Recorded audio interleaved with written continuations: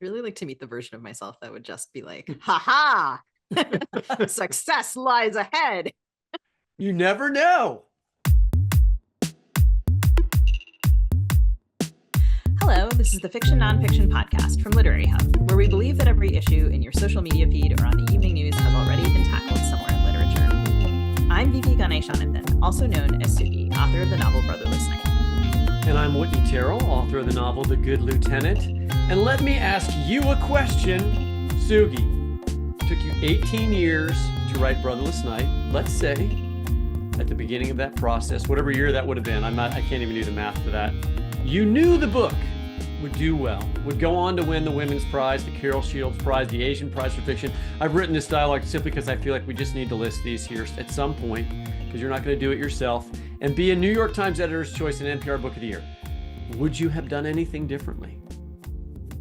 That's very kind of you to list those awards, but if you don't mind my asking, what kind of question is that?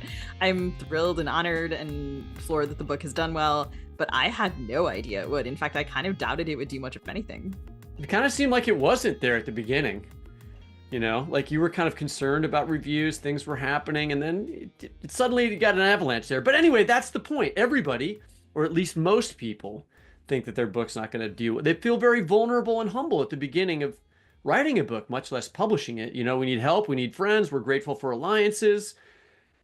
But if you knew you were going to kick ass from the start, would you have been so nice to everybody? This is such a weird question. No, I would have been a giant asshole. Yes, I would have been nice to everybody. Know that? Yes, I would have been nice to everybody. I mean, we do this podcast. Machiavellian, or am I anyway? But maybe you would have turned out that way if you didn't know. You know, I mean, we do this podcast because we care about politics and literature, and we like talking to authors, and at least that's why I do it, and I assume that's why you do it. But also, we do it to get our names out there, you know, in front of the public on a regular basis. Like some people write articles or do whatever, you know, in the hopes it'll help make people want to read our books when they come out. Would you have started this podcast and done all the work we've done for 8 years if you knew that wasn't going to be a problem? Come on, Whitney. Of course. Of course. Or this is why I'm glad I didn't know the future. I made you say that because I wrote it in there, but I'm going to say, aha, I knew it. That's the only reason you did it. Anyway, but we're going to talk about today's guest, Charlie Baxter, about that, the danger of knowing the future.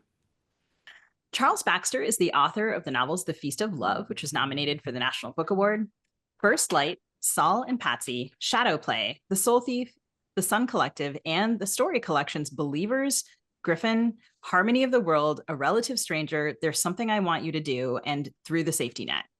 His stories have appeared in several anthologies, including Best American Short Stories, the Pushcart Prize Anthology, and the O. Henry Prize Story Anthology. He has won the Penn Malamud Award for Excellence in the Short Story, and he's here to talk to us today about his new book, Blood Test, which came out in October. Charlie, welcome to the show. It's such a pleasure to have you back. Thank you. It's wonderful to be back here. Thanks for joining us. Your main character, I'm going to resist mispronouncing his name, as certain people do in the novel every single time he's referred to. Brock Hobson lives in Kingsborough, Ohio. He's recently divorced. He has 2 kids, Joe and Lena. Beyond that, can you introduce him to our listeners? Sure. He is a straight, middle-aged white guy in the Midwest, but I think he's interesting anyway, because like a lot of people of that age, he feels that he's fallen into a kind of rut. The shine has gone out of everything for him, and he's in that point in his early middle age when he can't remember what he did yesterday, because it's the same thing that he's done today. On top of that, he's trying to hold his family together. He's divorced. He has a son and a daughter. And he's trying to hold everything together after his wife has left him. He's gotten to the point where he needs, almost without knowing that he needs it, he needs a change. I think he's a sort of ideal character for a novel because he needs a change. And what the novel does is to bring him that change. So he describes himself as Mr. Predictable. I felt a lot of sympathy. He's a very sympathetic character, because he sort of thinks, everyone thinks they know me. I'd love to, I want a little bit more excitement. And then he has this encounter with this company called Geronomics, that predicts a future for him, and it isn't like what he would predict. It isn't really what anyone would predict for him. And everyone who hears this prediction is sort of, oh no, you would never. And much later, he quotes a former professor of his who says, in myth, knowing the future is usually a catastrophe for the one who knows. And I wonder if you could talk a little bit about how you invented Geronomics and talk to us a little bit about your own thoughts on knowing the future, if you've ever had a moment when you felt predictive. Our friend Sally, or maybe it was Amanda Minoff, I was trying to remember who, someone asked you about, I was at a reading for this book, and someone asked you, I want to say about Macbeth, Yes. In relation to this idea. Yes. So a couple of ways of approaching this question. The first is that in order to talk about where this book got started, you have to remember how you were at the beginning of the pandemic. We were all cooped up. It was as if life had become diminished for us. I think everybody was suffering. And I thought, I don't want to write another novel that makes people feel worse than they already do. I want to write a book that will be funny and lighter in some respects than the books that I had written prior to that. And it was around this time that I was going to various websites to buy things. And I noticed that a lot of these websites were telling me what they thought I would like and what I should buy. And I thought, that's very interesting. And it was about the time that chatbot AIs were getting into the news. And I thought, it's really only a matter of time before computers begin to predict our behavior and start selling us and monetizing our future. So I thought, now what do I need in order to do that? Well, I thought, without knowing much of anything about genetics, that it would be a bit of an interesting leap if you send a blood test, if it would run through a computer and an algorithm, and the blood test was predictive and told you what you would be doing before you knew that you were going to do it. In answer to the second part of the question, I have taught Macbeth several times. Years ago, I taught Oedipus Rex, and had thought about the myth of Cassandra and the Old Testament prophets. And I thought, well, yes, if you know the future, it's not good news. It's not good news. I don't feel as if I've really known the future, but a lot of people think that they can foresee bad outcomes, and it's why we have interventions. I remember Speaking as a parent, I think you can. There are times with my kids where I'm like, I think I know how this is going to go. But the important thing is not to say that. Yeah. They hate it. They hate it when you say that.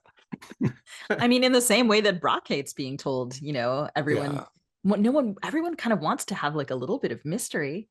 Of course. And the more you lurch into middle age, the more you want some of the mystery. You don't want to feel as if you've figured everything out. That's no fun.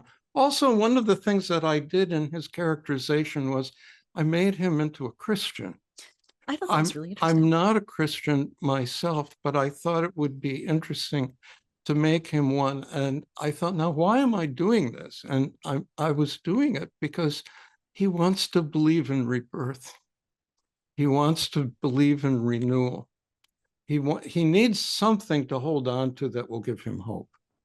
So what was it like for you as a person who is not particularly religious to inhabit that point of view? Well, I grew up in it. Right. I grew up in it. So I remembered Sunday school classes. I remembered all those times. I know the Bible pretty well. And so I could draw on certain elements of the Gospels of the Old Testament. It wasn't too large a leap, really. And I wanted to make it just part of his background that would intrude from time to time, which is why I had a few scenes in which he's teaching Sunday school. I think one of the most interesting things that I was thinking as I kept reading was about the ways in which like certain aspects of science are also schools of belief. And as I was reading, I kept thinking of, I mean, like RFK Jr. Yeah. or all of the ways in which, I don't know, like I'm so reason oriented and so science oriented. And that can be like a kind of I don't know, like a fascism of, I don't know, like I don't want to, like it has been something that I've thought about and worked on, that I don't want to, just because I'm not a religious person doesn't mean that it's like, right, there are so many religious people in the world and I shouldn't be, I have to I'm coexisting with those people. I respect those people. Were and you at the about same to time, say fascism of reason? Was that the word that was kind of trying to climb out of your mouth there for a second? so I mean, not fascism of reason exactly, but sort of like, I don't know, like a self-righteousness of like just sort of being like, well, I'm a scientific person, so I'm right. Yeah. And there's a way even that like the far right, there's like an armature, like a rhetoric of science that they're using even when they're not talking about science. Yeah, I think what we're talking about is authority and who can claim authority over whom and with what reason are they using it? I started to think about this because it seemed to me that young people, much younger than I am, people in their 20s and 30s, are taking the authority of computers, particularly AI, as a guide for them. I can say that one of the people who had come to one of my bookstore readings came up to me afterwards and said, I just want you to know that I don't think that your book is all that far-fetched. She said, I have a relationship with a chat bot, with an AI. And I said, what sort of relationship do you have? And she said, I ask it for advice. And she went on to say that she's shy. She wasn't sure that she should go to a bookstore reading.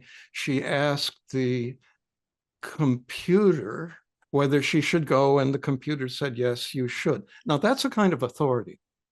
That's really interesting. That's a kind of authority, and she's handing over the responsibility for organizing her life to a machine.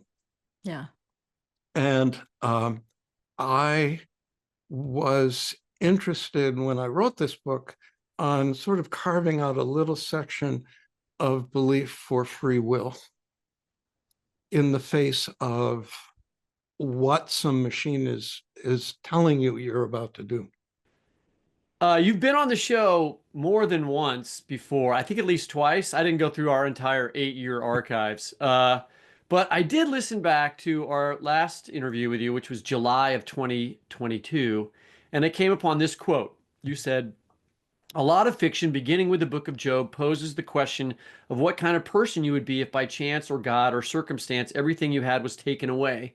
What would your life and what would your character be if you suddenly had nothing? Brock doesn't exactly have nothing, certainly not at the beginning of the book, but I was thinking about this quote. Does this apply to him? And it made me wonder if you were writing Blood Test at this time, just in book time.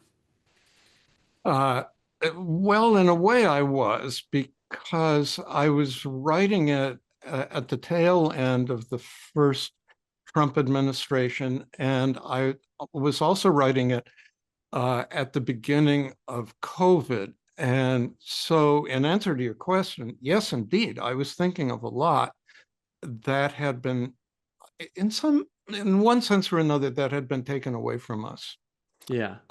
Social life, the ability to interact with people, to have fun, to have parties, to laugh at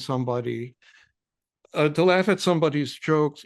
We couldn't do a lot of that. So yes, I was thinking of that. And one of the premises of the book is that Brock has been for a while coming to terms with the loss of his marriage, and is trying to figure out what kind of a life he can engineer for himself and for his kids following that.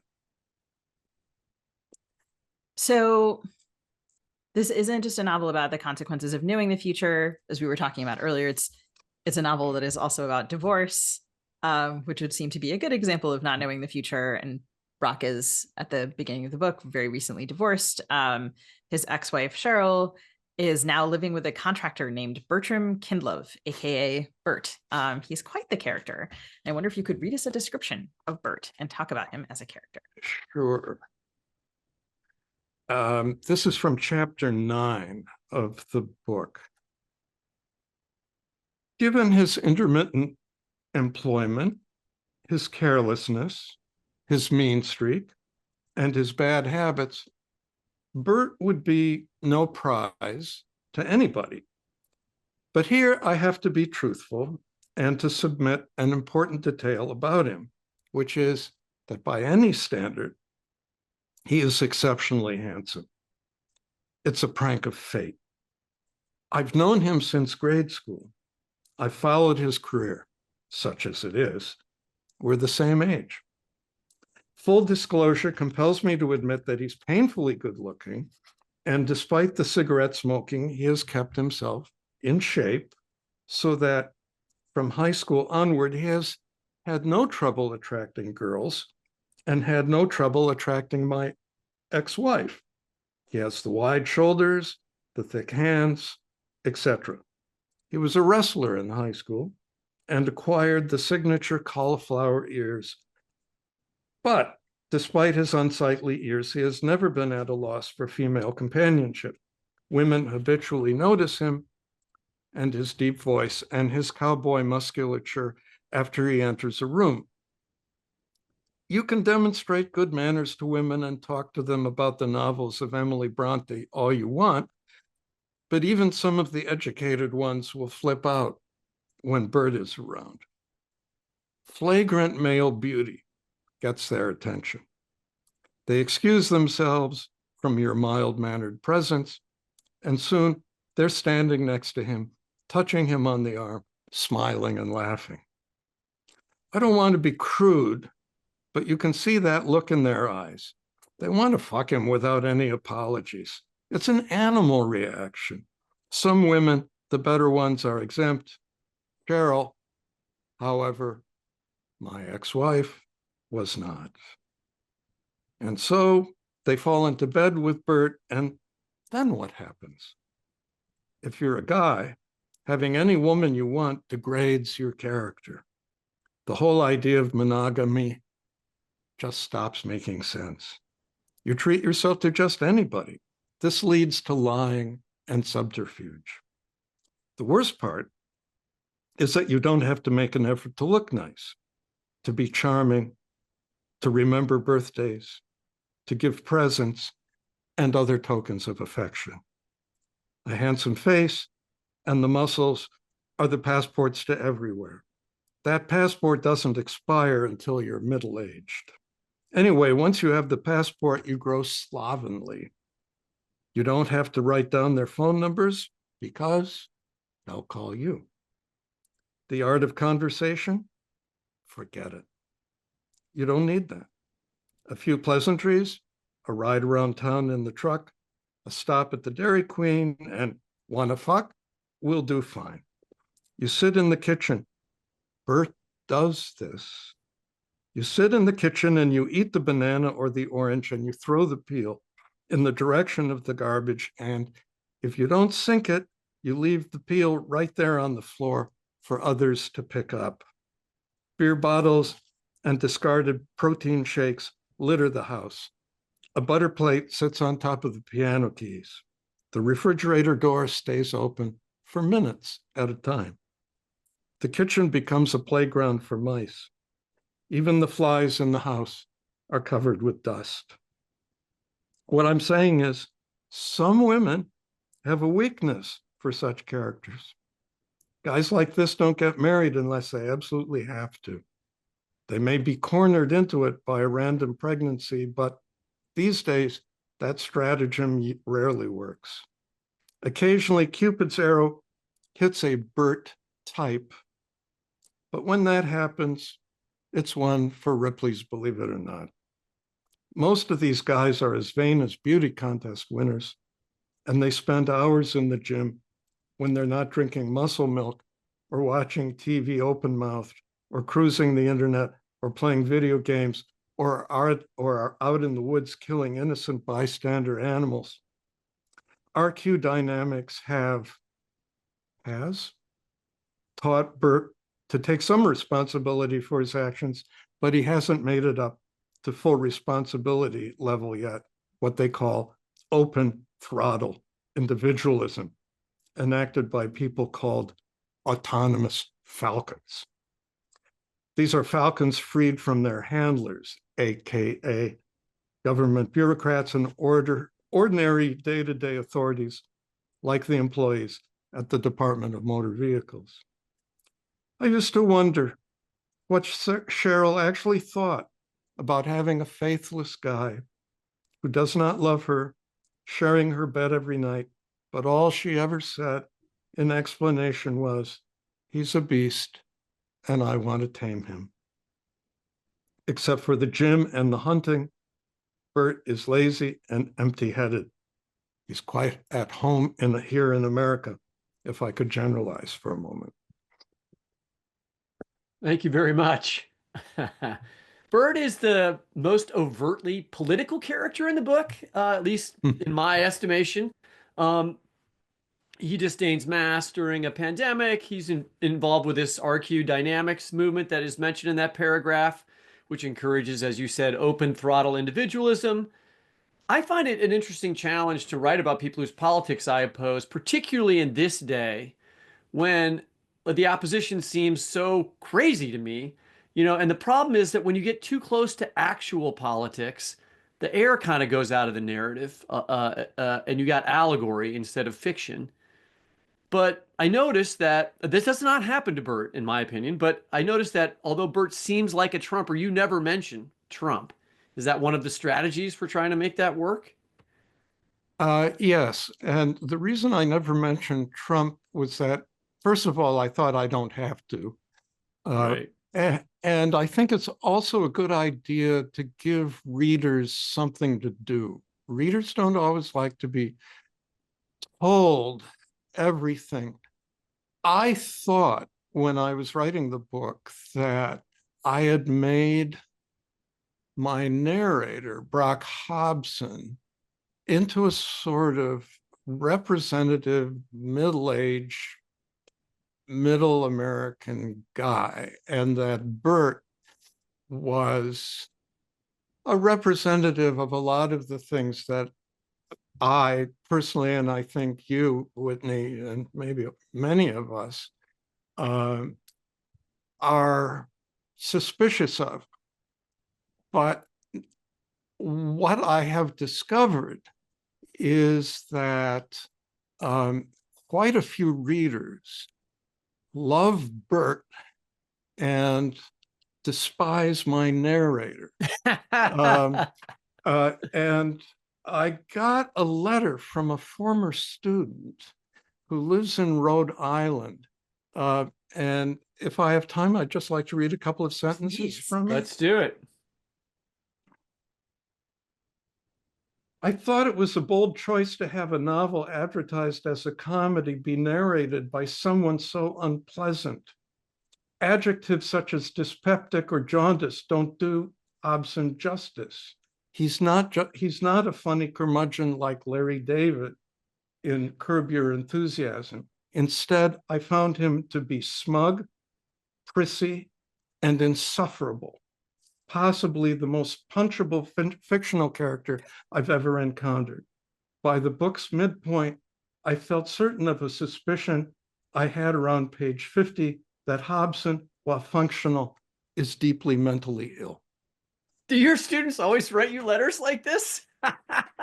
Rarely, rarely, but this guy really wanted me to read it. He didn't send it as an email. He put it in the mail, and the postal service delivered it to me, and there it was.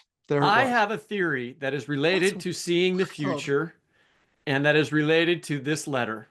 And I'm looking for a place to talk about it, and here it is. And then Sugi can talk about RQ dynamics. I know she's dying to talk about that as well. But I feel like one of the things that irritates people about Democrats right now is that we're all saying, if you vote for Trump, here's what's going to happen. We can see the future. It's going to be a disaster. You are making such a terrible mistake. And everyone's like, fuck you. You don't know the future. Why are you telling me all the time? What? Just like a kid, you know, just like we said, you tell your kid, hey, look, you know, if you put that whole entire scoop of ice cream in your mouth, you're going to get a brain freeze. And they're like, fuck you. I'm putting it in my mouth, you know? And so I feel like there's some sort of dynamic like that that's happening in the country right now. Yeah, I think so. And Sugi, I didn't mean to take this away from you, but I think that Brock has inspired these feelings in some people. I occasionally I look at Amazon, and here and there are reader responses. People just hate the book because they hate Brock Hobson, because I think because he's kind of a Sunday school teacher, and because he scolds people about their grammar. He corrects people about their grammar, which is a habit I used to have and I've tried to give up. But I think you're exactly right, that there's something in the country right now that doesn't want to be told what the future holds. Maybe because the future is kind of scary. Same thing with climate change. We're like, look, if you guys don't fix this up, look what's going to happen. And they're like, people don't want to hear it. Anyway, they don't want to hear it. It's hard to hear. It's hard to hear. We're all Cassandras. The entire Democratic Party is stuck. Yeah, yeah. So there are all of these like schools of belief, and everyone's very set in their ways, and everyone feels very strongly about their particular set of beliefs. And you mentioned in that passage that you read that QR dynamics, which is Cheryl and Bert's school of belief. Sorry, Sugi. RQ dynamics. Do not I'm sorry. Mess this up. I'm going to correct you dynamics. just like Brock would. Thanks. Thank you, Rock Hudson, for correcting me. So can you talk a little bit about inventing them? Because they were very specific, Charlie. I have to make a confession. My second novel is called Shadow Play. And I think no one alive except me remembers it. But in that book, I invented RQ dynamics. Oh my God. And I've read Shadow Play. And its leader, R. Stan Drabble. Oh my God. So awesome. That must be so much fun to bring that back. It was fun to bring it back. I believe in the ecology of writing, that there's no reason to waste a character, something you invented in an earlier novel, if you can use it again sometime. My stepfather once told me always to distrust men who don't use their first names and use an initial instead. R. Stan Drabble, G. Gordon Liddy. Remember him? Well, I guess I'll just say it. L. Ron Hubbard. Can't trust these characters. But the other thing about this, and the reason I wanted to bring it into the novel, is that these days I think a lot of people will sort of grab your elbow and tell you what they believe in. I have another character in the novel named George B. Graham III, uh, who has 2 PhDs from Wayne State University, where I used to teach. And So he's one of these guys who sits down next to you on Amtrak or a Greyhound bus and starts telling you what is really going on and who is really in charge. And I think I have to say, I think it's a feature of American life that a lot of these characters arise and give people what seems to be a key to what's going on. And Scientology, I mean, what do I know about Scientology? But I know that it puts a lot of emphasis on personal responsibility. I'll just say that. In a perfect metaphor for the current information climate, the Scientology, Church of Scientology, has taken over what used to be the payroll office for the Kansas City Star. No way. Yes. And now has a big sign on top of it that says Scientology. Yeah. Wow. Wow. And the Well, Kansas City Star, meanwhile, has not only vacated their payroll office, but their entire building that they had been in since the 1880s and are now in offices yeah. somewhere else, and those buildings are now condos. Yeah. Yeah. So the Kansas City Star is not telling you what's going on anymore. And Scientology is. It's a kind of substitution. Yeah, But totally. one of them is supposedly the news. The other one is in a way a belief system. And that's what makes money now. That's what makes money. Yeah. So, listeners, I want you to know that Whitney has written me a question in which I advocate for the concept of flagrant male beauty. Why wouldn't you? That joyous phrase that appeared in Charlie's passage. So I'm going to ask that question. And I will say that we have a couple canine visitors to the show at the moment who love Charlie. Yeah. Thanks for bearing with both dogs. We're very fond of you. So is flagrant male beauty what makes Bert understandable in a non-political way? I mean, the Trump analogy does not hold here, but like there have always been people and characters, especially perhaps in fiction, who get by on their looks. I think in fiction, it's often women. I'm trying to remember who it was who wrote about this. I remember a friend of mine, it might have been Amitabh Kumar, pointing out that at the point at which this began to go out of vogue, women began to get described as not beautiful, but striking. Mm-hmm. And it was interesting to see this part of like the flagrantly attractive person given to a man. Yeah. Well, a couple of things about that. Years ago, if you were traveling around doing bookstore tours, you would sometimes be assigned what was called a literary escort. And one time in, I think it was Los Angeles or San Francisco, I had been assigned a literary escort, and we got to talking, and she began to tell me about her boyfriend. And apparently she just needed to vent. And she told me that he was incredibly handsome and he was a bodybuilder, and just, some women are attracted to that, other women are not. There was muscle milk all over the house, but he didn't pay much attention to her.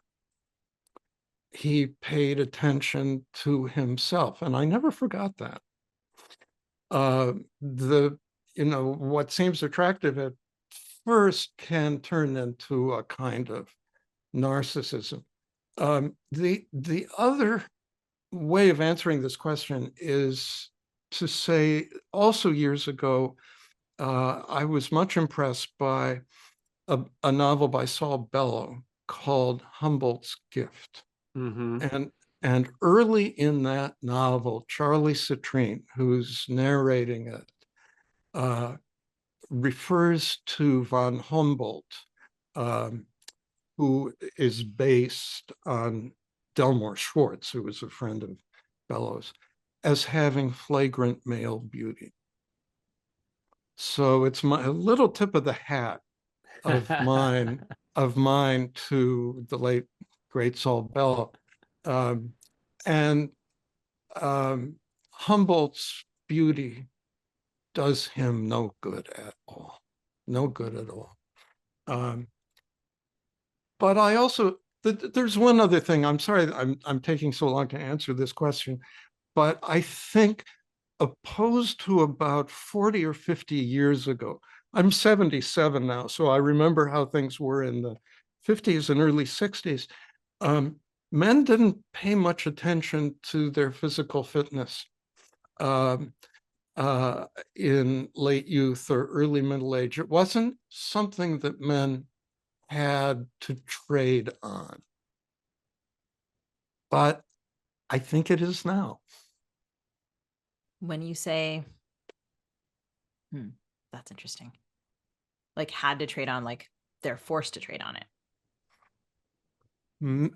Probably so. Whatever would have caused a man to be attractive, let's say 50 years ago, the idea that he was steady and faithful and caring and protective, all of these adjectives we may be under a cloud, but that's how 50 years ago a man might have been praised. That's not so much the case now, or if it is, well, not as much as it once was. So I want to swing around to that letter. One of the painful aspects of divorce, as I'm learning through personal experience, is that you discover that you are not the person that you imagined yourself to be, at least in the opinion of your ex-partner who's known you more intimately than anyone else, presumably, over a long period of time. Is Brock going through this? He thinks of himself as a good guy. He's protective of his son and his daughter. He seems to genuinely love his girlfriend, Trey. He has all the right opinions, meaning he agrees with me most of the time. But is he really the generous, right-thinking person he believes himself to be? For the purposes of the novel, I'd have to say on the surface he is, but at another level, he has a certain anger.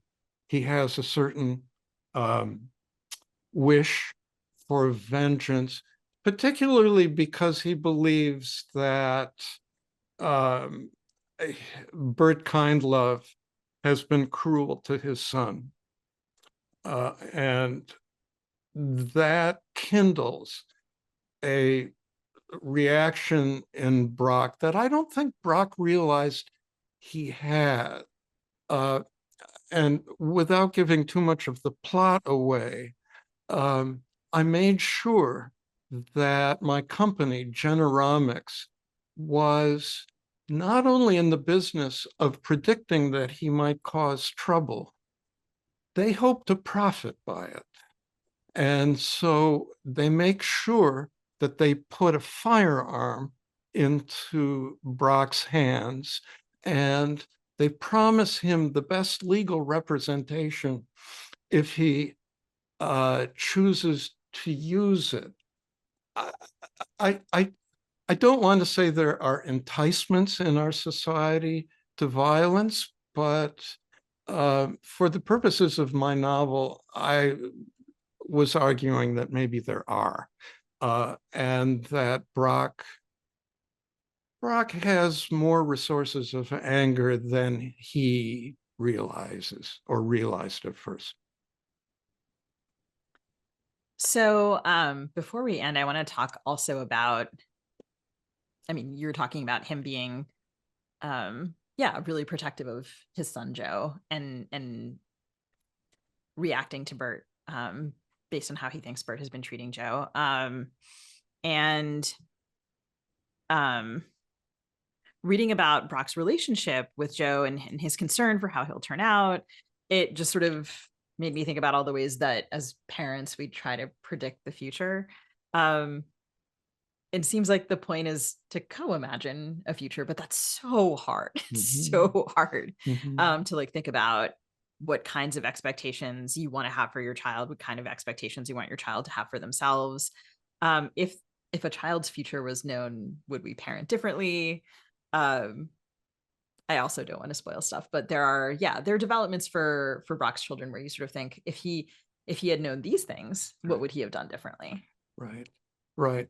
Well, he has two children who are really on the cusp of understanding who they are.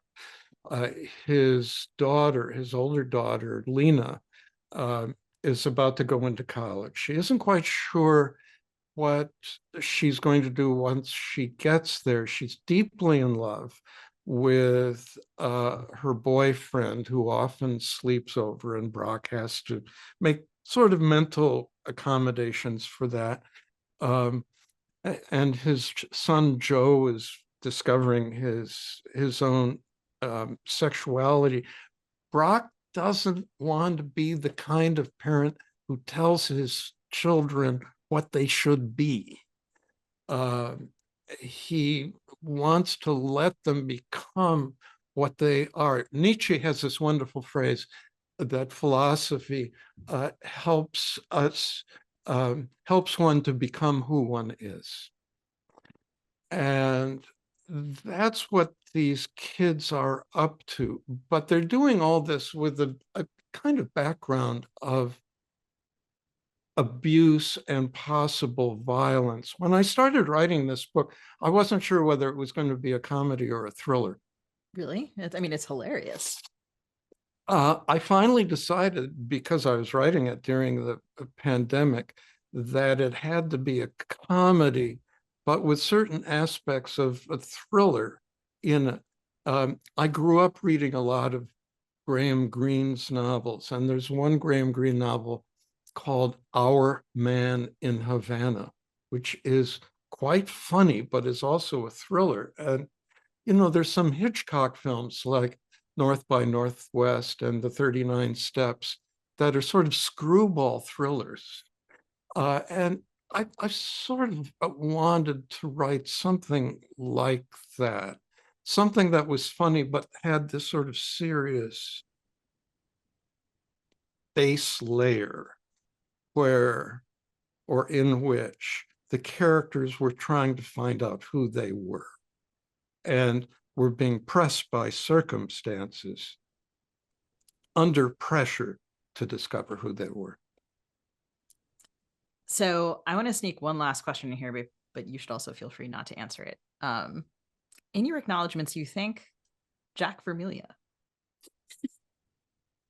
Jack Vermillion. Jack Vermillion. He is acknowledged because he was the pen name I had while I was writing this book. I thought that I would publish this book, or that this book would be published by the author Jack Vermillion. And the reason I did that was that I had come to a kind of corner in my work.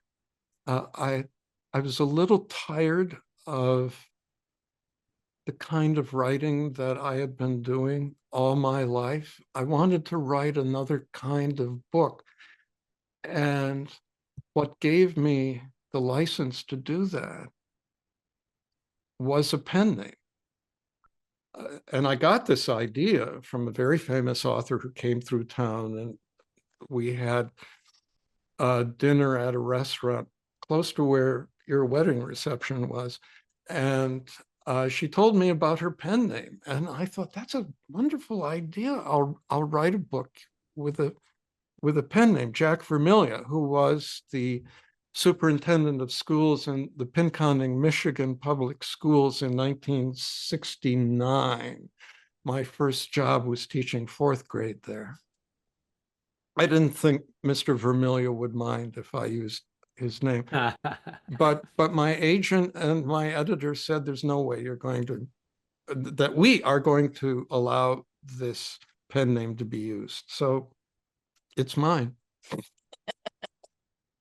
Charlie, or Jack, if you prefer.